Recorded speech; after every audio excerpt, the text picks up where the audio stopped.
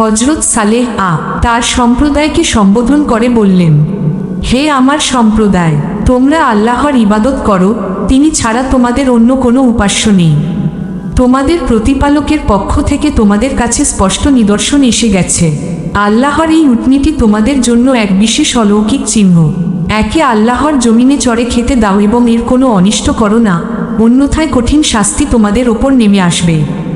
স্মরণ করো, আদ জাতির পতনের পর আল্লাহ তোমাদেরকে তাদের স্থলাভিষিক্ত করেছেন এবং পৃথিবীতে এমনভাবে প্রতিষ্ঠিত করেছেন যে তোমরা সমতল ভূমিতে বিশাল প্রাসাদ নির্মাণ করছো আর পাহাড় কেটে কেটে সুনিপুণ বাসগৃহ তৈরি করছো। সুতরাং আল্লাহর এসব অনুগ্রহ স্মরণ করো এবং পৃথিবীতে বিপর্যয় সৃষ্টি করো না। সূরা আরাফ 73-74। ব্যাখ্যা: আদ জাতিকে ধ্বংস করার পর সামুদ সম্প্রদায়কে তাদের স্থলাভিষিক্ত করার অন্যতম উদ্দেশ্য ছিল যেন তারা আগের জাতির পরিণতি থেকে শিক্ষা গ্রহণ করে এবং তাদের মতো অন্যায় অনাচারে লিপ্ত না হয়।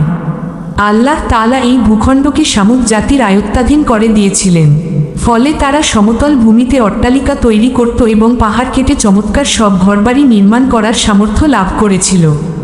অতএব এসব নিয়ামতের যৌক্তিক দাবি ছিল তারা আল্লাহর প্রতি কৃতজ্ঞতা প্রকাশ করবে, সৎকর্মে নিয়োজিত থাকবে এবং একনিষ্ঠভাবে সেই একক আল্লাহর ইবাদত করবে যার কোনো শরিক নেই। তার নাফরমানি করা থেকে তাদের সতর্ক থাকা উচিত ছিল, কারণ আল্লাহর অবাধ্যতার পরিণতি অত্যন্ত জঘন্য। হযরত সালেহ তার কওমকে জাগতিক মোহ সম্পর্কে সতর্ক করে আরও বললেন, তোমাদের কি এই জগতের ভোগ বিলাসের মধ্যে চিরকাল নিরাপদে থাকতে দেওয়া হবে?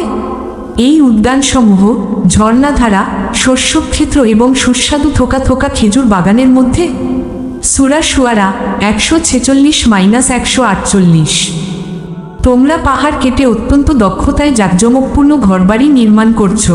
সুতরাং আল্লাহকে ভয় করো এবং আমার আনুগত্য করো, আর সেই সীমালঙ্ঘনকারীদের আদেশ মান্য করো না যারা পৃথিবীতে বিপর্যয় সৃষ্টি করে এবং কোনো ভালো কাজ বা সংস্কার করে না।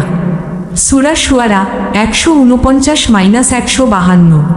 হে আমার সম্প্রদায়, তোমরা একমাত্র আল্লাহর দাসত্ব কবুল করো, তিনি ব্যতীত তোমাদের অন্য কোনো উপাস্য নেই।